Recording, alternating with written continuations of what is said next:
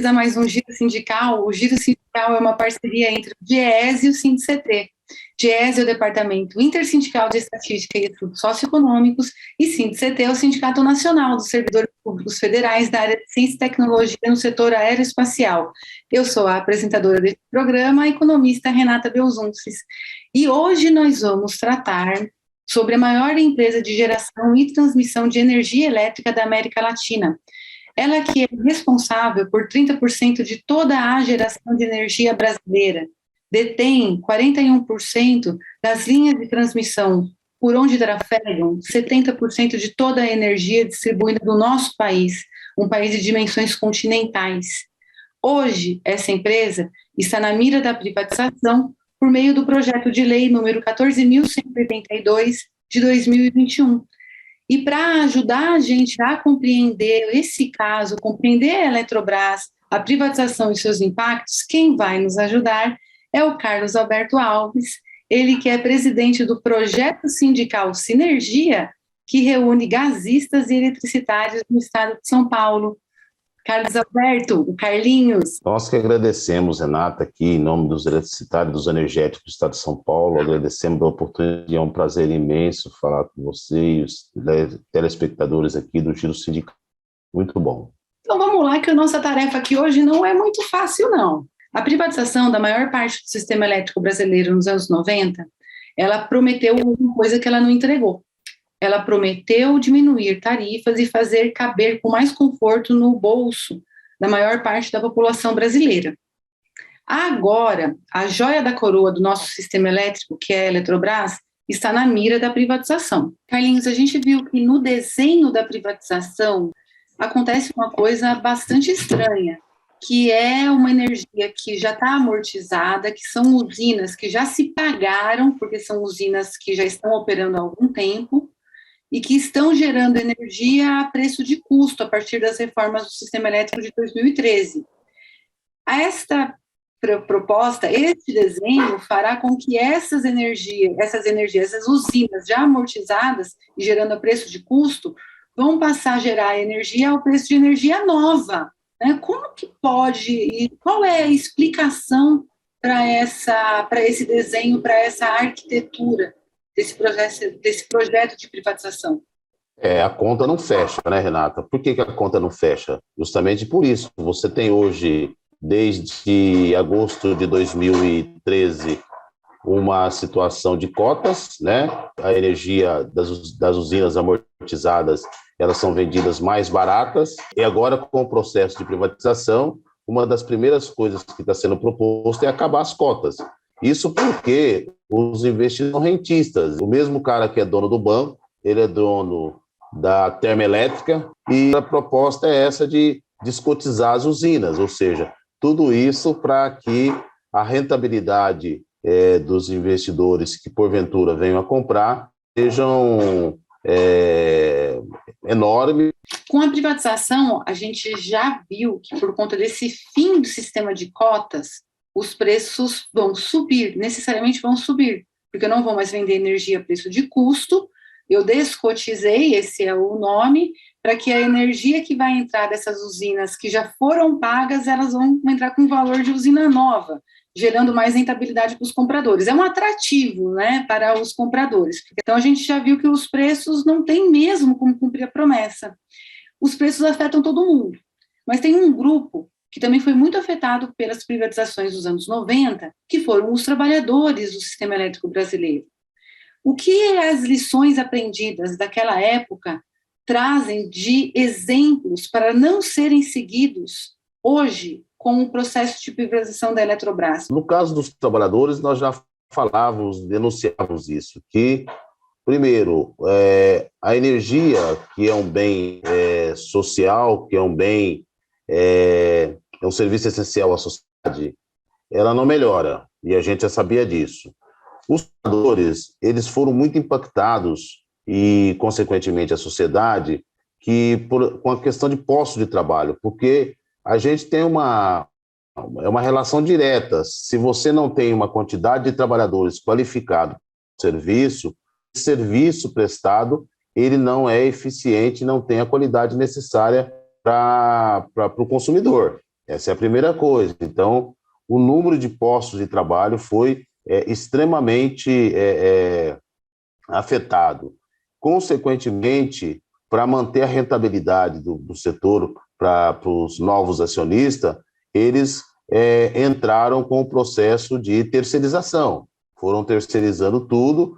Com a terceirização, você traz a precarização do serviço e você traz o alto índice de acidente. Isso reflete na sociedade como um todo, porque toda pessoa acidentada, ele, direto ou diretamente, provavelmente, ele vai lá para o INSS. É um custo dobrado para a sociedade. A gente viveu, né? É aquela história, eu avisei, né? Nós avisamos, que é a situação dos postos de trabalho, a questão do processo de trabalho que mudou. Nesse debate da Eletrobras, nós estamos fazendo a luta da privatização, né? Uma luta intensa, que já está aí há 4, 5 anos nessa última etapa, porque é desde o início do governo Temer que nós estamos nessa luta contra a privatização da Eletrobras, e, paralelamente a essa luta, a gente fazendo um movimento de garantir os postos de trabalho, garantir a qualidade da energia prestada e garantir a empresa enquanto fomento do desenvolvimento, né? Vou dar um exemplo aqui, muito rapidamente.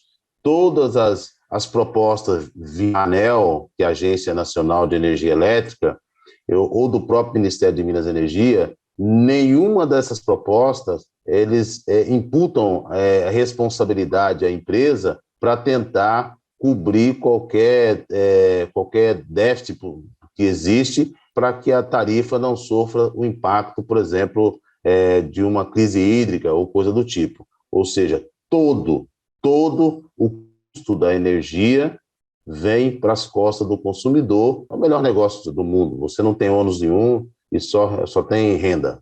E a gente vai parar para um intervalinho e o Giro Sindical volta já.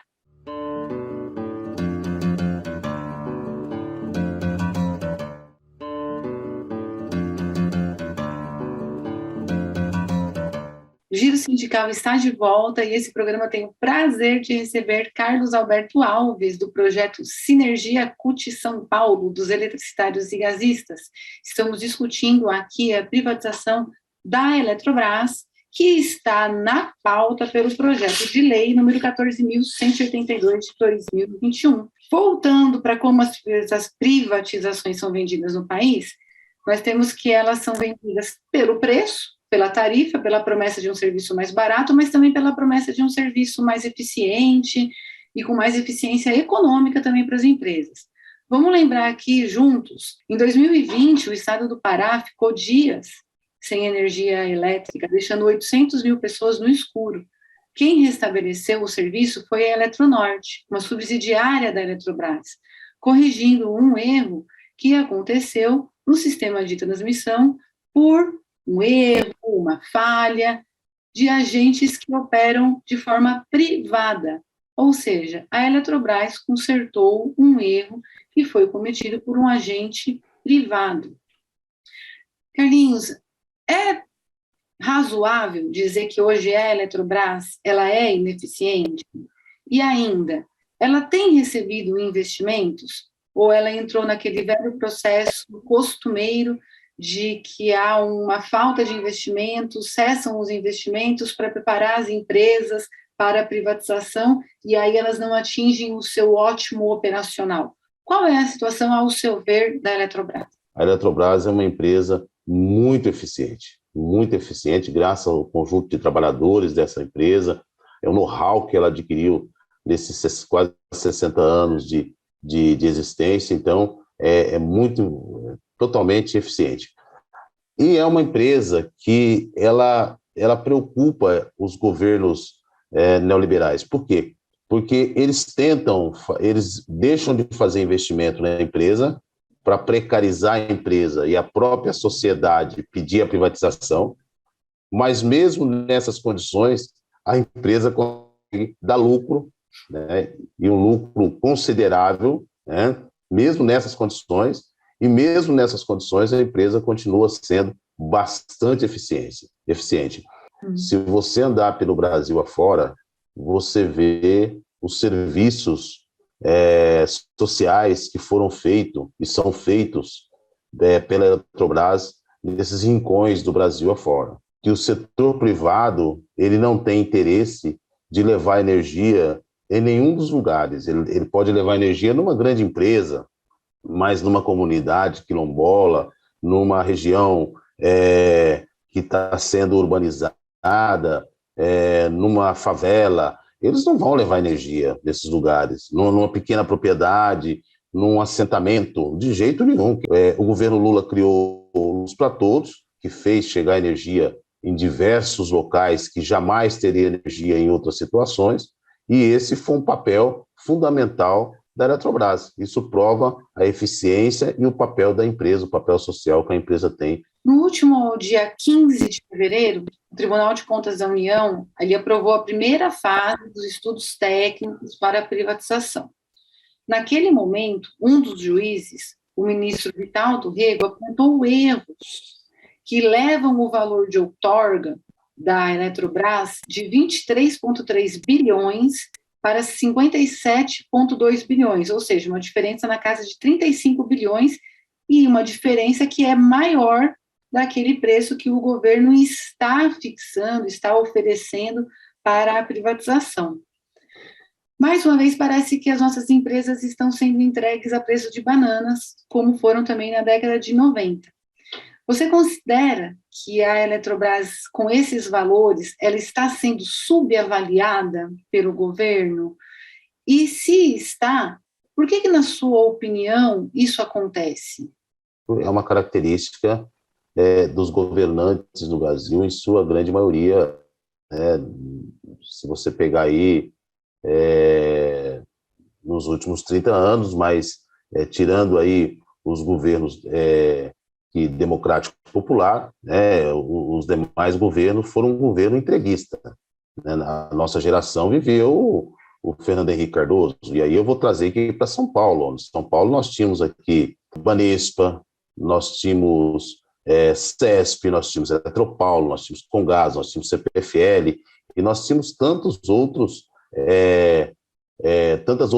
empresas que elas não tinham só o papel efetivo de fazer a sua atividade principal, no caso, por exemplo, só para citar o Banespa aqui, que era você crédito para uma sociedade, para aqueles que mais precisam e para fazer inserir eles numa sociedade de alguma oportunidade financeira, ou do setor de energia elétrica, de gerar energia elétrica com eficiência, com qualidade e a preços módicos. Não.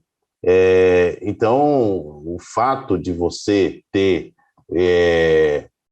as pessoas, eles quererem fazer esse processo da forma como que estão fazendo, é aquela lógica que o Brasil continua sendo aqui a senzala, né, e tem que vir aqui, como era no descobrimento, e levar tudo que é dos brasileiros, né? E a gente não ter aqui nada, acabar com a nossa soberania. Então, essa é a primeira coisa que eu falo, que é um pouco da cultura que nós temos, da maioria dos gestores, em fazer doação do patrimônio para agradar o mercado lá fora. A questão do preço e a questão lá do TCU, o Coletivo Nacional dos Universitários, nós fizemos e continuamos fazendo inúmeras denúncias de irregularidade do processo de privatização. Desde a aprovação da lei, desde antes da aprovação da lei, o governo operou com alguns decretos absurdos, e uma dessas questões, e a gente denunciamos isso lá na Câmara dos Deputados, no Senado, mas a ganância e a questões políticas colocadas até então dentro da Câmara e do Senado levou à aprovação da lei da privatização da Eletrobras, né, que é através do aumento de capital. E aí nós começamos a procurar outras instituições, outros órgãos, né, outros espaços para continuar fazendo essas denúncias. E no TCU foi um dos lugares, entre tantos outros, que nós fizemos essa denúncia, né? E é claro que a decisão do ministro não foi só por denúncia dos trabalhadores, mas é porque você consegue enxergar a olho nu os erros que está tendo no processo de privatização, subavaliando a empresa. Portanto, a Eletrobras ela é uma empresa que hoje ela valeria, segundo o mercado, né, vale mais de 100 bilhões de reais e está sendo vendido, mesmo com essa observação do TCU, sai de 23 e vai para aí próximo de 60 bilhões. A CPFL aqui em São Paulo, ela foi vendida em 97 por 3 bilhões e alguma coisa. Grande parte desse dinheiro foi através do BNDES, né, com financiamento a longo prazo, podendo você abater imposto de renda toda que você fizesse incorporação e tudo aquilo. A dívida da Previdência foi financiada em 20 anos. Então, foi feito várias manobras para poder facilitar a venda e que o preço saísse o mais barato possível. Hoje, a CPFL Energia, ela deve valer aproximadamente 50 bi. É essa a lógica, né? Você vende para o setor privado e vende a ideia que o privado é um melhor gestor do que o público, não é verdadeiro isso. A Eletrobras está sendo vendida, está sendo doada, ela não está sendo vendida, ela está sendo doada para o capital estrangeiro. O Giro Sindical faz um intervalinho e volta já.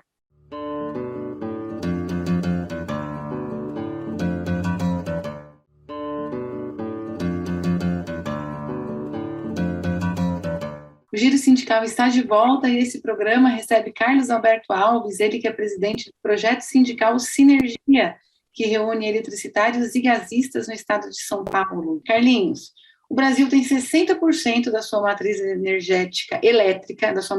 elétrica, advinda das hidrelétricas, advinda, portanto, da água.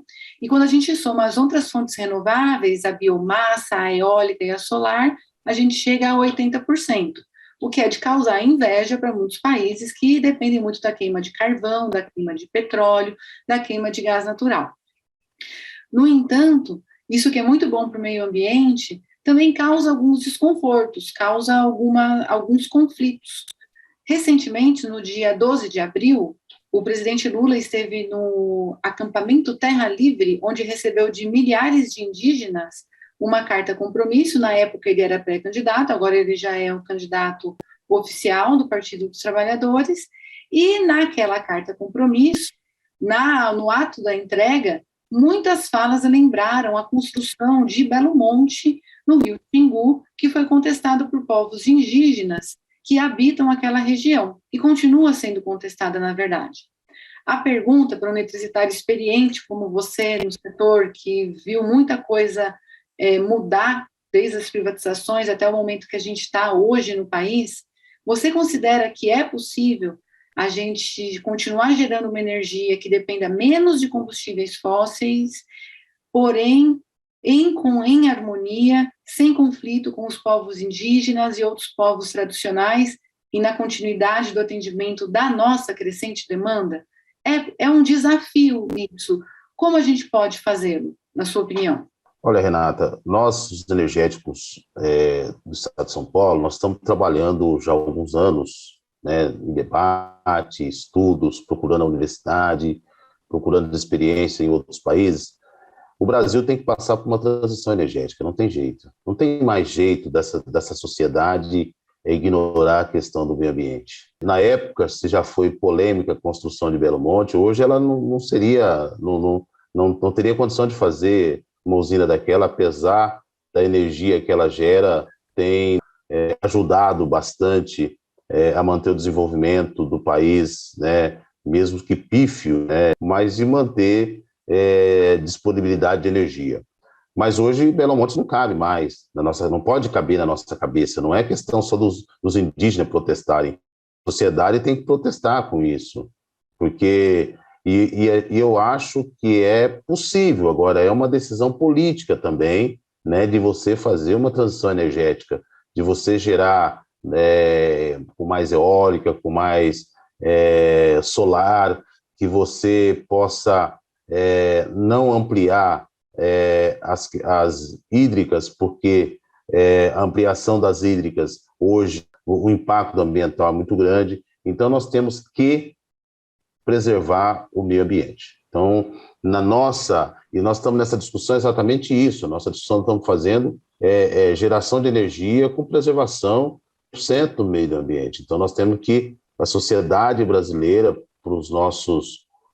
para a próxima geração, tem que estar gerando energia muito mais limpa e preservando o meio ambiente. Não é só, tá certo, você fala assim, tudo é meio ambiente, mas uma coisa é você preservar o meio ambiente, outra coisa é você também gerar energia limpa. Vou dar um exemplo da termoelétrica. Termoelétrica, você constrói uma termoelétrica que é movida a gás natural, um exemplo, a movida a gás natural, o impacto dela é muito menor do que uma termoelétrica a carvão ou coisa do tipo. Mas quando você pega o dejeto dela, que é a refrigeração, a água que sai depois de passar pelas turbinas, ela normalmente cai no rio e essa água tende a matar todos os peixes e todas as espécies vivas daquele pedaço, né? Então, assim, não dá mais. Ou você faz um processo de transição energética que você inclua nisso a responsabilidade política dos governantes que estão se propondo a assumir o nosso país junto com o restante do mundo, para que a gente possa ter um país com energia mais limpa, com um meio ambiente preservado e com modicidade, porque a energia limpa ela gera modicidade também. Vamos imaginar que todas as hidrelétricas ela têm um impacto ambiental, todas, tá? Você privatiza, ao você privatizar, você acaba privatizando a água também. Quem conhece, por exemplo, Furnas, os lagos de Furnas, sabe o que nós estamos falando, porque muitos investidores poderão e estão interessados não na energia gerada propriamente dita, é que nós vamos ter, nas próximas décadas, uma disputa muito doce e o cara vai ter um lago para ele explorar, apesar da legislação hoje não permite totalmente, mas a flexibilização da legislação através do lobby das empresas é muito grande e a próxima geração poderá conviver com isso. Sobre as perspectivas desse ano para a finalização do processo de privatização da Eletrobras e a luta que está ocorrendo para que não seja efetivado. Qual tem sido as estratégias de luta para que isso não ocorra, para que a gente consiga impedir, nem que seja no apagar das luzes, né, desse ano, a gente terminar com a Eletrobras ainda para o povo brasileiro, com o povo brasileiro? Renata, nós estamos fazendo várias frentes de atuação. Primeiro, para barrar essa selvageria e esse absurdo que é a doação da Eletrobras. O primeiro, na questão da área de comunicação, de dialogar com a sociedade e inserir a sociedade nesse debate, o tamanho do prejuízo para o país enquanto soberania e para a sociedade como um todo enquanto tarifa de energia, que vai aumentar assustadoramente. Segundo, nós estamos pelo caminho jurídico, você tentar, através da justiça, impedir o processo de privatização. E terceiro, é o caminho político, que é você subsidiar os deputados, você convencê-los deles a entrar nessa briga, apesar que o processo já passou lá na Câmara e no Senado. Então, eles têm essa possibilidade de fazer essa intervenção ainda enquanto a voz do povo, né, entre parênteses. Então, essas questões nós estamos levando, por exemplo, no caso da comunicação, nós estamos com o site Energia, Salva Energia, né? E nesse site a gente encontra todas as informações das lutas dos trabalhadores e das trabalhadoras contra o processo de privatização. Dia 18, agora no TCU, tem volta à pauta a questão da deliberação dos ministros em relação à terceira e última etapa dessa questão, e a gente está aqui na expectativa que a gente vá conseguir barrar o processo de privatização, porque seria um absurdo colocar uma empresa desse porte, desse tamanho, com essa responsabilidade social que tem a Eletrobras, com tantas irregularidades que estão sendo cometidas, num processo de privatização. A tarifa, se nós estamos falando de uma tarifa de quarta ou quinta tarifa mais cara do mundo, nós seremos a primeira. Com o processo de privatização, reconhecida, inclusive, pela ANEEL, né, com essa descotização e tudo mais, com a criação daquelas termoelétricas que vão gerar um custo de 5 bilhões desnecessariamente para a sociedade na conta de energia, né, até 2032, 33, 52 bilhões de reais. A privatização, eu acredito que a gente consiga barrar o processo de privatização, que será não a vitória dos trabalhadores da Eletrobras, mas da sociedade brasileira como um todo. Um beijo para todos os companheiros gasistas e eletricitários do estado de São Paulo, e a gente fica por aqui. Seguimos.